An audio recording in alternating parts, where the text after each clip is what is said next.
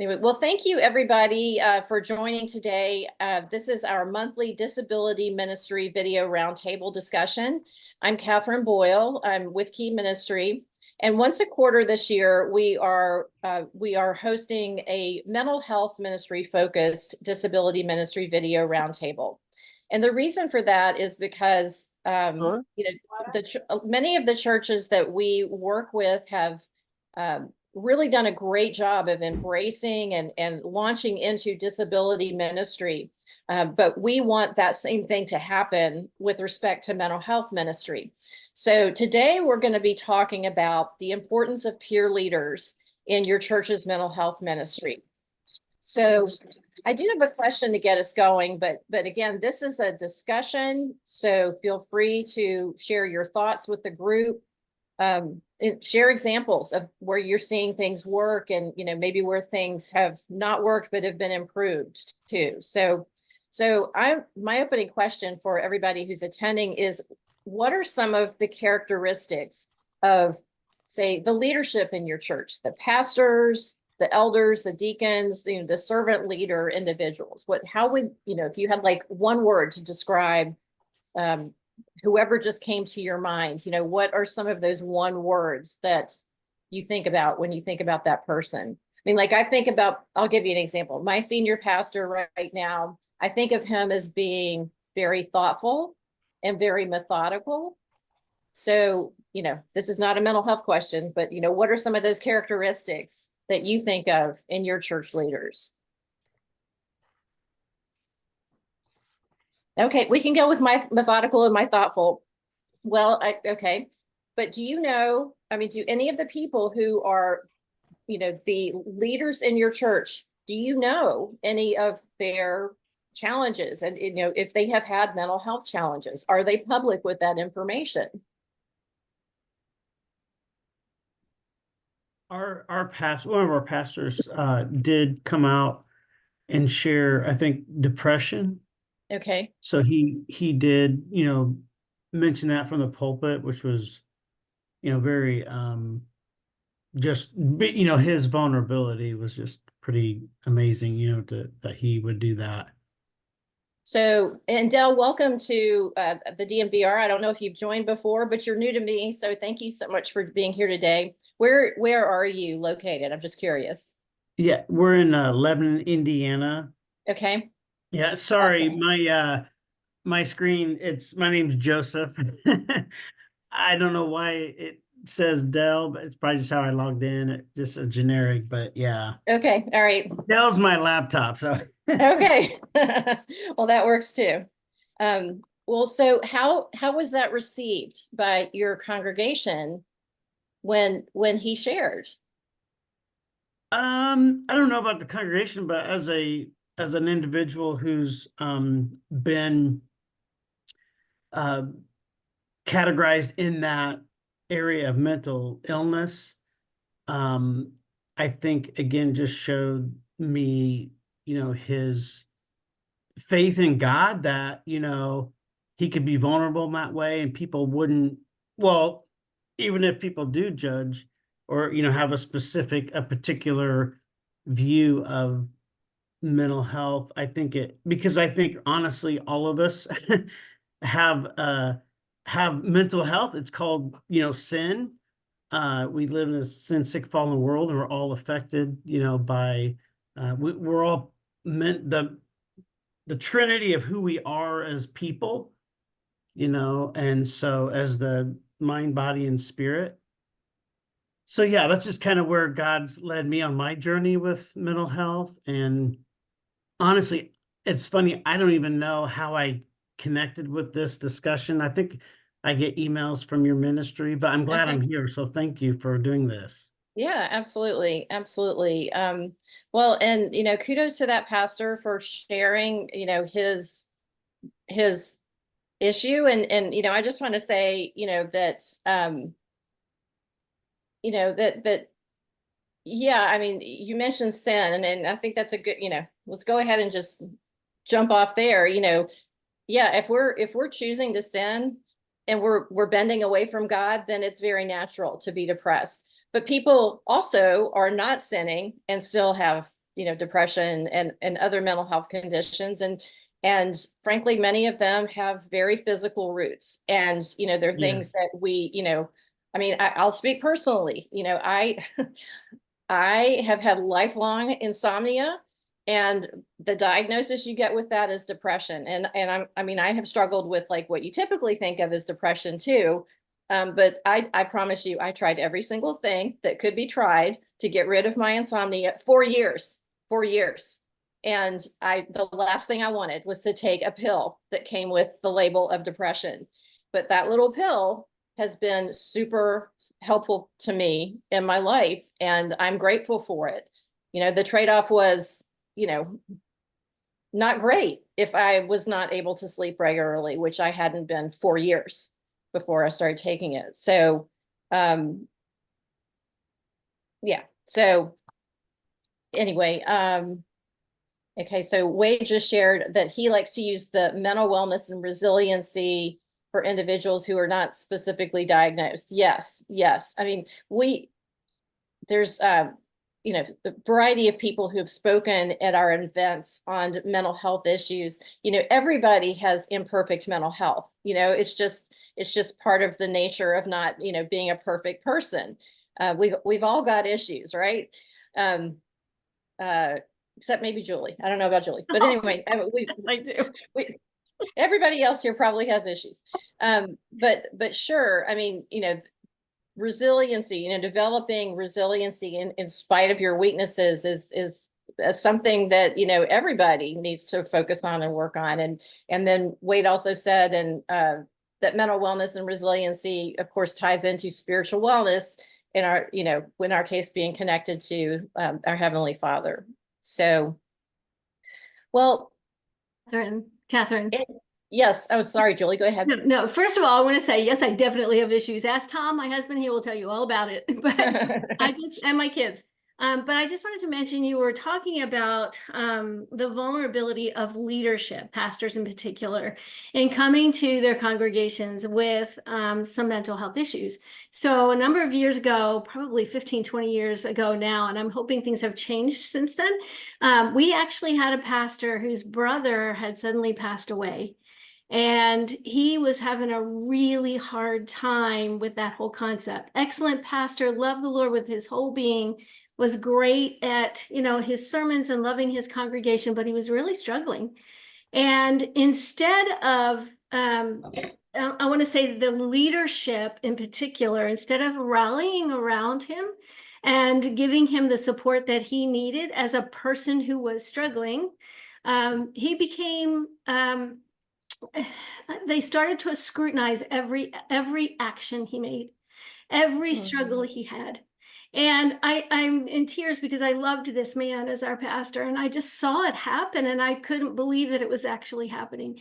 And he sat before the congregation, one sermon, he was trying to do a sermon, and he sat down on the seat of the stage, and he just said, I can't do this. He said, I'm really having a hard time, and I don't know why I'm falling apart. He said that. He said, I don't know why I'm falling apart. I don't know what I need. I don't know what to do. So instead of rallying around him and getting him the help that he needed, the support that he needed, we watched slowly the judgment that came with his serving our church. And he was squeezed out, not only of our church, but he never pastored a church again. And it was so heartbreaking to watch that whole process. Now, there were members of the congregation, myself and Tom included, who saw it for what it was by God's grace and discernment. So we did what we could, but we just saw it. He just got squeezed out. So I'm hoping, Joseph, what you said about your pastor being, up front, I'm hoping and praying that his congregation will come around him in a different way than our congregation did. We are no longer a part of that church. And I'm very grateful to say that. But yeah, we can make a difference. We really can make a difference. Absolutely. Julie, thank you for sharing that. And, I mean, there's people that are in leadership roles of organizations that we work with, like Brad Haves, who is the head of Fresh Hope for Mental Health. I mean, he was in, I don't want to speak for him, but he had a really hard departure from his church, maybe not unlike what you just described, Julie. And God has obviously opened doors, and he's been bold to step through them, and has this worldwide ministry now, that helps people, just, like every person who's struggling with mental health issues, to find the support that they need. So, yeah, I mean, and and when you hear stories like that, I think about, there's so many stories in the Bible that, like, if they were written in our context and our time, the language that would be used would be language that's familiar to us. For example, Daniel was broken by one of his visions, and he was like, he said that he wouldn't eat, and he was just, like bereft over his situation for 3 weeks. Well, being that way for 2 weeks meets the clinical definition of depression. And then, I think we all know the story about Elijah, who, after defeating, Ahab and Jezebel and through the 450 prophets, and then Jezebel was chasing him, and he went to a cave, and he just felt all alone. And, God basically said, you need to rest, and you need to eat, and you don't need to do anything else for a while. And then, over and over again, there's these stories. Martin Luther, the father of the Protestant Reformation, knew that he had terrible anxiety and probably OCD. He didn't use those terms. He had a term for it, but, it was appropriate to his time. It's not the term that we use now. So, I think that the church has needed, that our Father has needed every one of those people, and, in being his hands and feet to others. So when you think about people, in our time, in your church, who have mental health challenges, what do you think that people with mental health challenges can be pastors? And we've just heard a couple of examples. So heads nodding yes. Anybody think no? There's no right or wrong answers here. This is a discussion.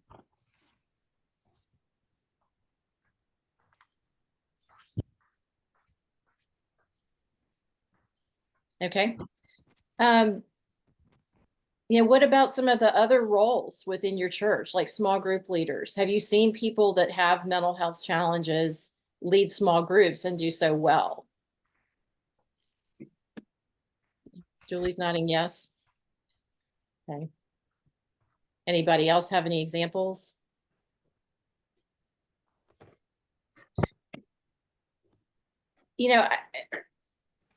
So that pastor felt like it was important, for whatever reason, to share, Joseph, with your congregation what was going on with him.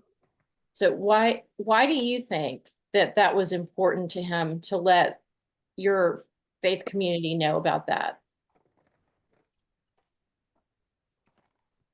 I think, just from my perspective, just the vulnerability, and, the Lord put that on his heart, I believe, that he was safe. And I don't recall, how he walked through that process, but I can definitely, I have felt like, when I've shared with people about my mental health journey, that a lot of times, or sometimes, we all have a different, we all have a perspective based on our journey, right? Right. Of maybe, because, I was labeled as bipolar 23 years ago. And I remember I felt like one of the, and even I don't know that pastor specifically, I can't recall, but one of his associate, or one of the other pastors, I felt like, when I shared with him, that I had a diagnosis of a bipolar, that his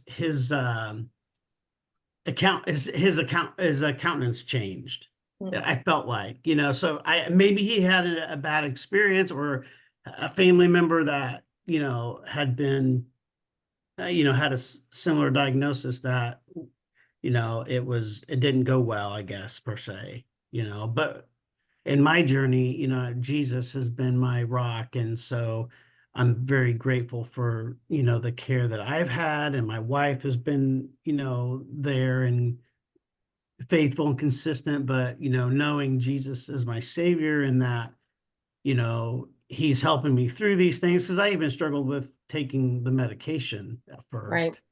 And then I also was, unfortunately, the way I was cared for, uh, I was over medicated initially, which was Mhm. very, that's something I would always say, that be very careful with medication, because I was literally went into the hospital for 3 days, walked out of the hospital 3 days later, and I had 3 different medications being given to me. And I think that's a travesty, because I mean, you don't even know what one medication is going to do, let alone 3 at the same time. So unfortunately, that system I was under was dangerous. One other thing I was going to say too, our current pastor, which is not the same, we since have God's moved to another church, but this current pastor, talking about mental health, he had walked through years and years of drug abuse and addiction. Mm. And so that's another, kind of, I think that's connected with mental health as well, because, it's our trauma that we talk a lot about. God has really been showing us in our work, in our lives, in our church and ministry, is that, and I'm a lay volunteer, but the fact that, our trauma as children, and what we've all gone through, we've all experienced, mental health, because of, like, for example, my dad died when I was 3 years old, and so I went through something that I didn't understand, and Right. God since then has shown me, what my fears were, and why, just like God says, why do we do things we don't want to do and not do the things we want Mhm. to do? And it's a lot of times it's because of our trauma, Right. as younger, as children, not even understanding and knowing. So anyway, I love how God's showing us that. And through, even that's so tied into mental health as well, because why do we choose these things that are unhealthy for us? It's like, Right. whatever it may be, whatever addiction, whether it's food, alcohol, it can be entertainment, work. I mean, we talk about addictions. We talk about anything we do where we should turn to God. Whatever we do that, you know, that is not God, right? Because we're supposed to worship him. We're created to be in relationship and worship God. So, and turn to Right. him as our source. But there's a lot there. So I apologize for Oh, no, no, no. I mean, hope you're I right. didn't go off tangent too far. There's a lot to unpack there, Yeah. and I think that, I mean, that from where I sit, I mean, the insight and the perspective makes you makes you better equipped to be Mm. able to walk with people through their own challenges, because you don't have to have the Yeah. exact same challenge that Right. somebody is walking through, but the fact that you have something that's similar, I mean, it's like the adage of a person who has cancer, being able to, come alongside and be really supportive for somebody who was newly diagnosed with cancer. There's nobody who gets it better than a person who has already kind of been there. Um, so Wade you had your hand up for a second, and you also said in the chat that you agree with Dell about medication, that biblical caution when dealing with popular psychology, especially medications. So Wade, did you also have a comment? Yeah, can you hear me? Yeah, but you sound a little bit far away. My I don't have my better Bluetooth thing on. I just had Bluetooth headphones on. So is it really bad? I can No, no, no, switch. that's better. Okay. That's definitely better. Okay. Thank you. Just gonna brought it closer. So yeah, obviously there's a lot to unpack here. I'll leave my comment to the first inquiry at the end if I can remember it. But um, yeah, support for Dell and yeah, I mean, I don't really tell many people my thing. I mean, I have a very interesting journey from childhood, and yeah, or medication. I got out of that. At least my parents identified that. I think they also listened to Focus on the Family, and that counselor from there a lot. So that was really figured into a lot of parenting. I thought it was kind of hokey at first, but I thank them for listening to that now. But so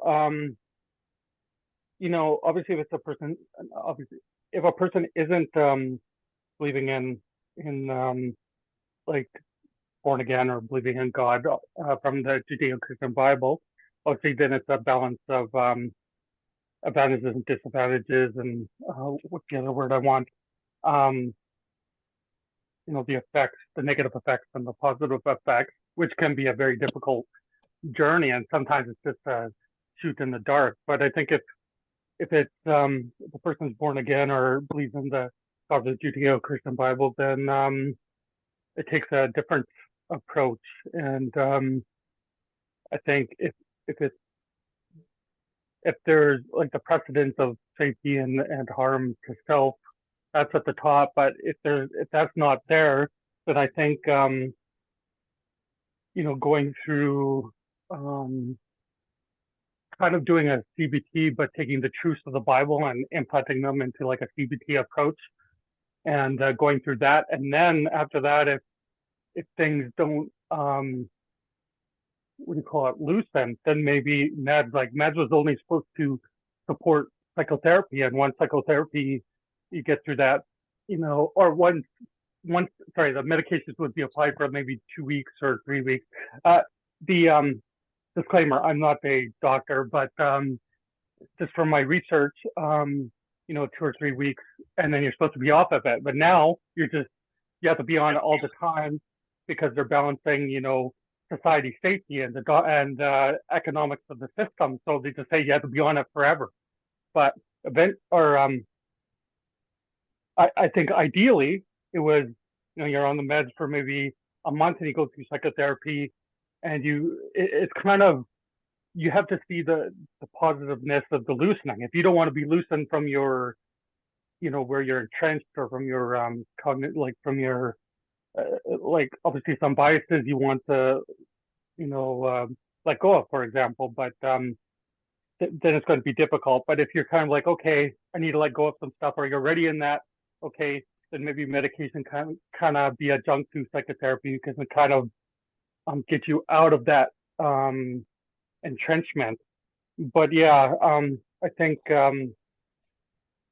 supporting Well, it with hey, Wade, can I ask you a question? I mean, you know, so given all of that, you know, so do you think, or have you seen, you know, a person who has mental health challenge, you know, whether, you know, no matter how it's treated, have you seen individuals with those challenges serve in ministry, and, you know, what's your takeaway there? Is it that, you know, people that have mental health challenges, even ones that require, you know, a lot of these, you know, kind of man-made approaches and treatments, you know, what's your thought there? I mean, is it something that people should be able to be a part of as a leader in a ministry, or not, or, you know, what's your thought there? yeah, I was going to come back to that. Sorry, I ran off That's okay. on prescriptive stuff there, but or my opinion. Anyways, I've heard of that. Like, how do you deal with this? Like a psychiatric nurse at the church, how do you deal with faith and struggle within sin, and how is the church supposed to deal with that? I don't think I've seen a pastor be vulnerable. I think I'm kind of a person to be like, hey, let's sit down and be like, hey, are you going through this challenge too? And I think he talked about challenges like you know, like pornography as a challenge. I think he just mentioned the word from the pulpit, but and then, you know, as long as there's guidance, like, hey, we can get into this in a small group or the Bible study to gather verses. I think I read one article I remember from Christianity Today, and the guy had issues, and then there's a second article, and he had ended himself, and whether, how does grace figure into that? And obviously God is, we don't know. I don't think we can answer that. God is all powerfully graceful, and he has his criteria, but I don't know if we know how he adjudicates that. So I think we just have to come alongside those people. And I think that whoever said that about the congregation, I guess congregations are scared. They're just, if it's a smaller congregation, maybe it's easy for 2 or 3 people to stand up and be like, hey, we have to come around them, or maybe not in the service, but like afterwards be like, you have to come around this person and then come up with the communication and say that to the church. But yeah, it's just the general, that hesitation of like, well, if you're not relying on God and you have mental health, then maybe you don't have enough faith. That's the like, maybe it's an error, maybe it's a psychological error or a cognitive error, but yeah, obviously this takes a lot more unpacking. I haven't seen a pastor in front of me do that, but I would think that he was really strong. And yeah, for me, I've gone to some counseling, and faith was the number one thing, like just kind of really being in line with the Bible and God, and like, I guess hope hope and faith. But I haven't seen it but in ministry, I guess there's like risks, and you have to balance all that out. And I don't see if they line up with the values and the values of the church and the biblical mandates and all of that, and they sign off on, maybe you have like an agreement that they have to sign off on, then I think you just come around that person and support them, or should, or you could. And so that's my opinion on that question. Okay. Well, so let me ask another question. So, maybe backing off of the pastor role, but some of the other servant leadership roles, have you seen examples of people who readily say, yeah, I have a mental health challenge, or, I live with, Wade mentioned bipolar disorder. Brad Haves is very public that he lives with bipolar disorder. Joseph mentioned that. What about the role of deacon or elder, or maybe a small group leader, or, a committee leader? What are some of the things where maybe you have seen individuals serve in those roles, and how has it gone? Julie. So there was a young woman who is diagnosed with bipolar in a church that we visited that really was very healing for us as we left the other church that I talked about. And she is a beautiful musician and is very talented. She can sing, she can play the piano, and she blessed that little church. It was a little church. We went from a church of like 800 on a Sunday morning to 40 if everybody was there, And she blessed, including me, she blessed everybody in that congregation with her gifts by, by using them on Sunday mornings and sharing, what she had to give to the Lord with us. I think that if what we need to, and this is true across the board with all ministries, what we need to do is have set in place supportive tiers of how we keep each other accountable. And I mean that in a godly and loving way. So not judgmental, but how we keep each other accountable. And I think when those things are in place, whether it's the pastor and he has those people in place, or whether it's a musician or somebody who's leading music, or whether it's a life group leader, as long as there are people that are in tuned to what is going on, I think that everybody can serve in the church. So but you've got to have those things in place. So you can't just throw the person with a diagnosis or not a diagnosis, but with mental health challenges to the wolves, or vice versa, throw, the congregation to the wolves, or whatever you want to call it. I think everybody, okay, so who did Jesus serve? Who did Jesus look for? I mean, that was a motley crew of disciples. Let's think about that for a minute, right? So what kind of mental health challenges did they have? I'm sure there were some among them, right? And yet Jesus chose them. And then he chose them to go to the world to serve others and to build his church, right? And to build the body of Christ. So what does that mean in terms of how do we make it happen? I think it has to happen, but I don't think you just put people in positions without support. And I think that's where we get into trouble. Yeah, excellent. And you know, if you're familiar with our work with, like, we just had our Disability in the Church conference last month in Orlando, and this is really an extension of what we talk about in, you know, disability related venues, you know, whether they're online or in person, that every person has gifts and talents and interests that can serve the body of Christ, and, you know, that God will fulfill desires in their hearts, you know, by letting them exercise these gifts within the body of Christ. So I love the term that you use there, Julie, supportive tiers, because I think that that's really a great way of looking at, you know, how to, you know, make sure that somebody can function well in the environment in which they find themselves. So anybody else have something? Yeah. Sylvia.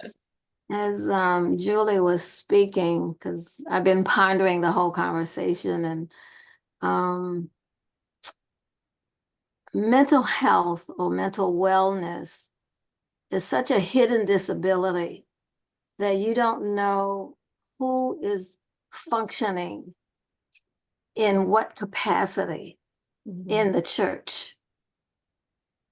Some may be willing to disclose where they are in their mental wellness, illness journey. I mean, you can see someone that has had a stroke or has had a heart attack. It's an illness, Right. just as mental illness is an illness. Right. Having a heart attack or having a stroke does not necessarily preclude someone from being able to serve in a position. Right. And as Julie said, having an accountability partner, whether we are openly dealing with mental illness, or it's hidden in the who that we are, we should all have an accountability partner that is able to speak in, It's okay.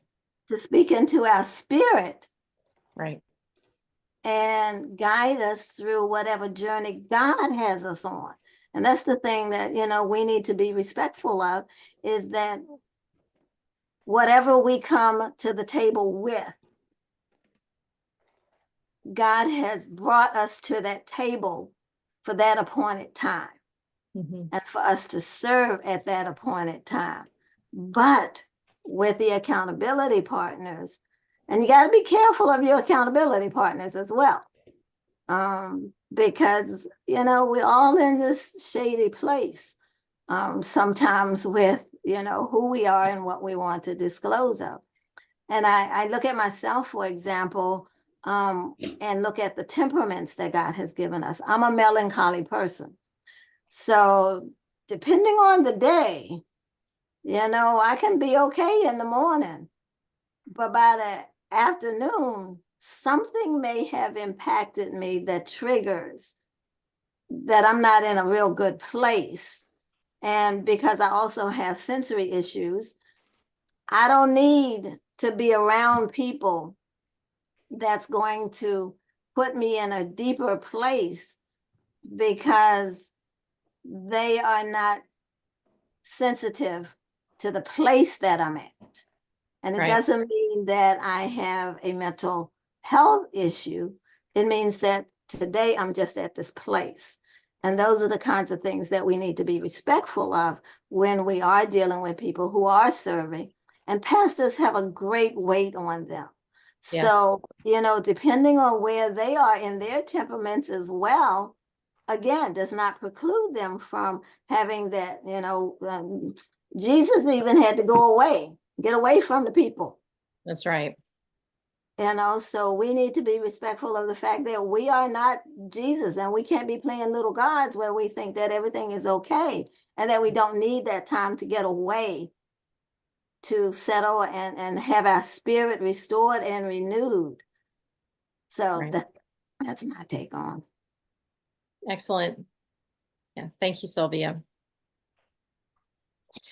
Yeah, so years ago when I kind of officially jumped into mental health ministry, a gentleman who was on the board of the organization I formed before I was with Key Ministry, he was somebody who has bipolar disorder, and he had periods where he was very unwell, but then he had other periods where he was, quite functional.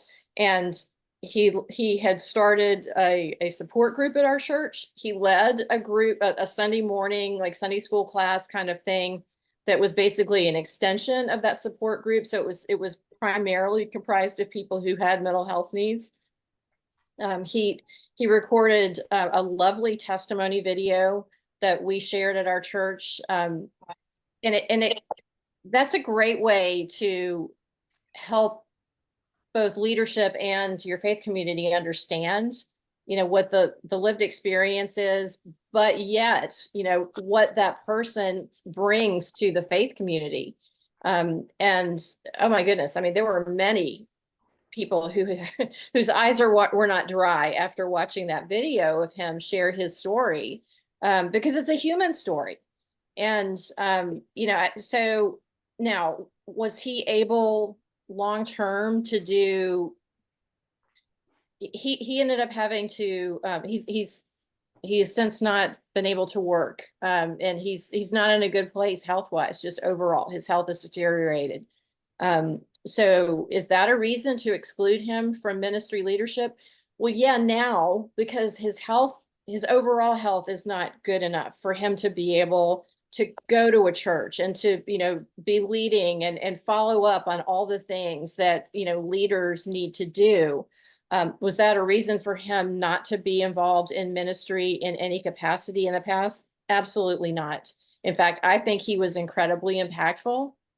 And I just think that, it's really interesting, how many people that when we interact with people who work in the mental health space, how many of them have personal issues, I mean, that it's, and I think it's super important, in part, and then I want to hear what other people have to say, but I think that, that it's super important, to have that time where you can really kind of think about, what is God bringing from this experience in my life that is valuable to share to others? When someone has done that work, then, and that's for the most part, that's one-on-one work with God. And then maybe, a small group of people to help you kind of tease that out. But, when somebody has done that work, then absolutely they need a way to be able to share. And maybe, I mean, this is absolutely ministry to the lost sheep. It's not ministry to, 20,000 people at one time, for the most part. But there is nobody better qualified than somebody who has been there themselves.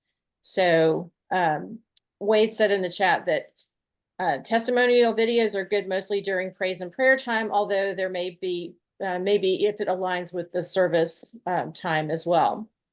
So any thoughts about, what's been discussed in the last few minutes, or any qualifiers that you can think of that would prevent somebody from being in mental health ministry or in ministry?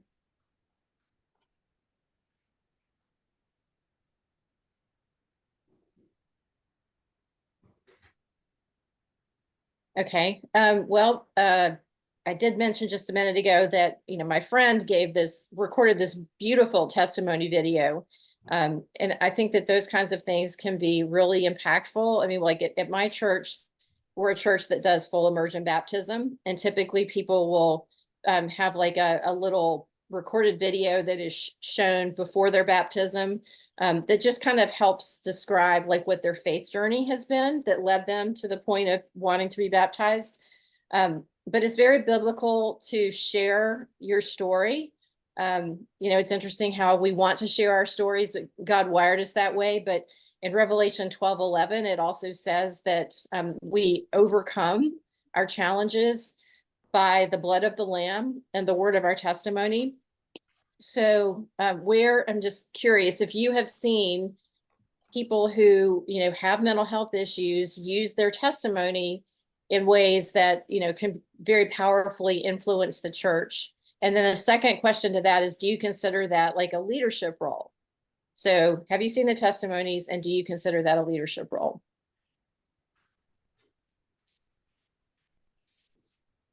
Julie? So we used to do this thing, and I really miss it, but this thing called My Road Testimonies.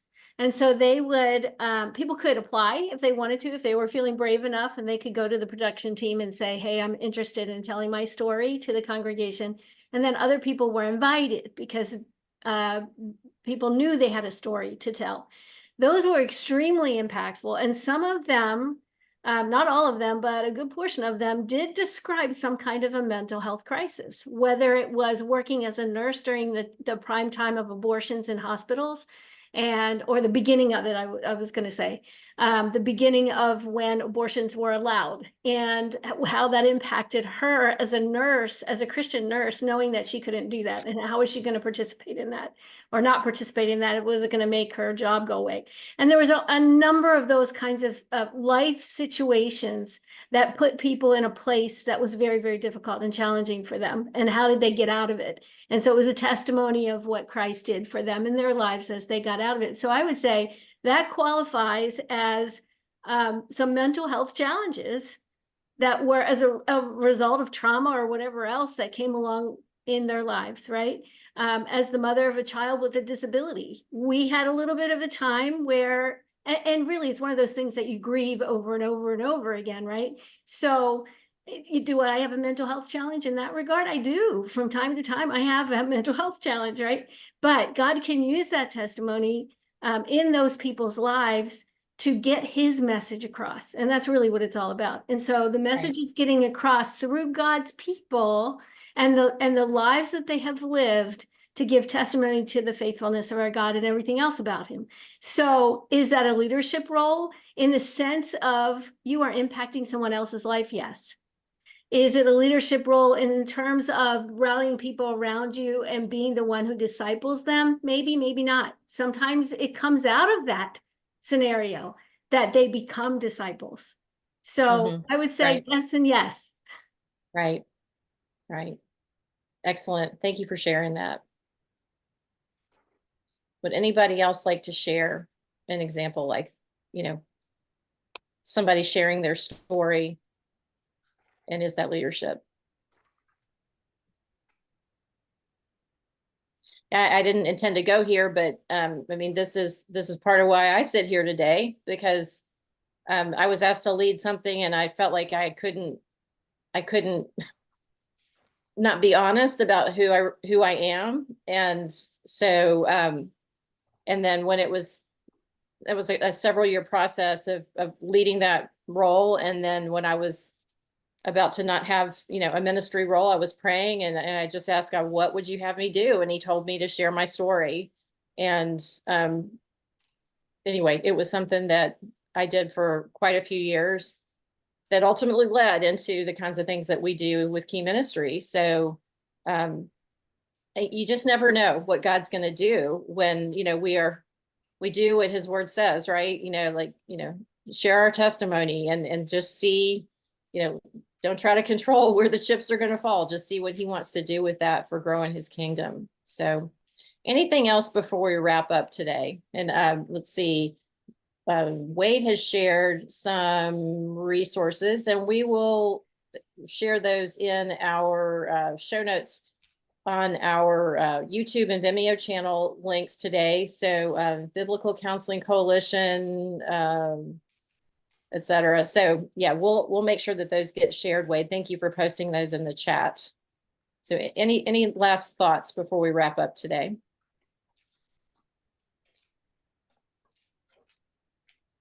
So this story thing you were talking about, was that related to yourself, or what was the last question? So I said that, God opened doors for me to share my story. And that's part of how I got into ministry generally. And then, more specifically, now with Key Ministry many years later. But God often will start with, that step of obedience. And he tells us to share our testimonies because you just don't know what he's going to do with that. Oh yeah. Yeah, I think I've kind of been a living testimony. I think I've been kind of a living testimony. I I don't think we see it from the outside. It's not very, you know, it doesn't appear. What's the word? It doesn't. We don't see it really ourselves from our brain perspective. But one time just like street ministry, but I was just going home and it was just like very unstructured, and came across somebody and tried to just be there for them, and they had quite the story and just random happenstance, and now they're in traction, like her whole body's in traction. So I'm just trying to be there, and couldn't do much. They just walked away, and but I thought maybe I had said something, like I had said that that I thought God was you act with God from external, but after you choose something like that, then He lives in you internally. Where some people say everything's internal first, and the emotional part. I mean, obviously that's another discussion, but and just even at the counseling center a long time ago, when I just said faith, faith has been number one, and my faith in God. So I guess I probably wasn't cognizant of that along the way, but now I guess looking back, maybe that's where it's leading me. I'm also a complex disorder specialist. I don't really use expert. I use specialist because I use the individual in the mix. Where I think expert is kind of more paternal, but just in the I guess like learning disability, developmental disability space. But we all have unique and sometimes complicating circumstances, factors in our life. So it's kind of universal too. But yeah, I think so. I mean, I've had stuff ever since I was a child, and like I said, I don't really tell many people unless like you guys or but yeah, I've gone through a lot, and I think that's where I draw from, and where I try to listen, going through all of the stuff I did. I think I developed a more listening skill. So yeah, definitely. Although I don't think we're not cognizant of it as we go along in our life. Thanks very much. Yeah, I mean, I just kind of, to sum up what you're saying there, I think that we don't really, speaking for myself, and I've observed this in others too, that we tend to underestimate the impact that we have and the influence that we have. And I think that when we get to the other side into eternity, that there's going to be a lot of heroes in the faith that are people that we've never heard of, that maybe have not had giant ministries, but they have just been faithful to exactly what God has called them to. And so, no matter what the role is that we find ourselves in, whether God gives us a giant platform or it's just, it's the super important, arguably most important ministry of serving the people who live in our home, then, we're just called to be faithful and to, to use what He's allowed in our life to bring Him glory. So looks like you have your hand up, Jill. Okay, I'm kind of learning the technology. Thank you for doing this and your ministry. I guess just when people were talking, it makes me think about Moses, and I guess all the questions kind of related back to, like, I tend to notice in the church, they want people to sort of arrive before they serve. So they're fine with the mental health thing as long as it's a past story, or an addiction that's 10 years ago, or a divorce that's 10 years ago, or a disability that's not intrusive in their life anymore. And I think that's like, I don't know, I see it like kind of like human nature in the church, Even when people tell a story, it's usually not, I'm struggling with this right now.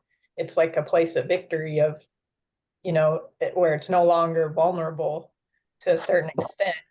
But I think about Moses, when God asked him to do that, Moses said, "Oh, but I stutter and I do all these things." And God didn't say I always find it interesting, his response was not, "But I'll make you not stutter, or I'll make you strong, or I'll make you a leader." He didn't say any of that. He just said, you'll do this and succeed because of who I am.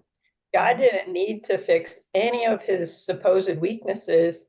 He, I think, chose him to glorify himself in those weaknesses. And I think it's hard as humans to be willing to be used in our weaknesses.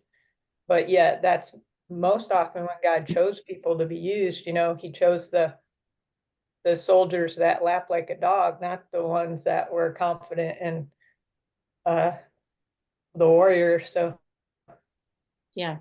Yeah.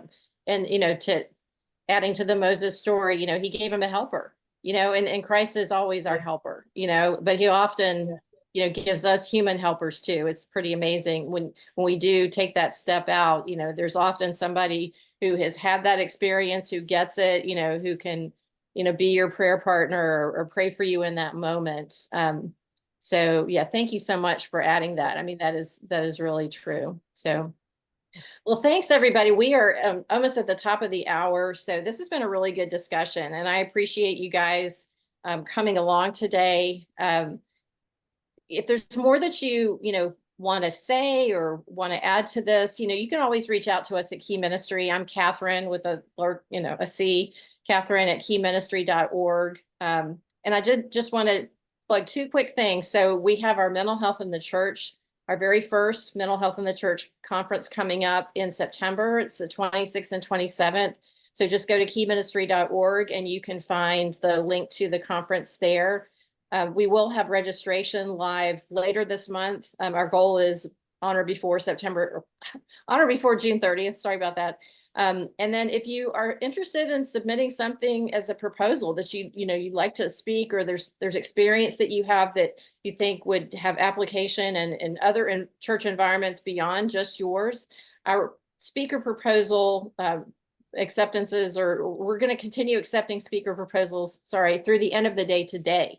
But it does end today. So if you have something, definitely, check out the mental health in the church link on our website, and you'll find a link to submitting a speaker proposal there. And, you know, if there's anything I can answer, just shoot me an email this afternoon, Catherine at keyministry.org. So thank you all so much for joining, and we'll see you right back here the third Wednesday of next month on another disability ministry topic. Take care.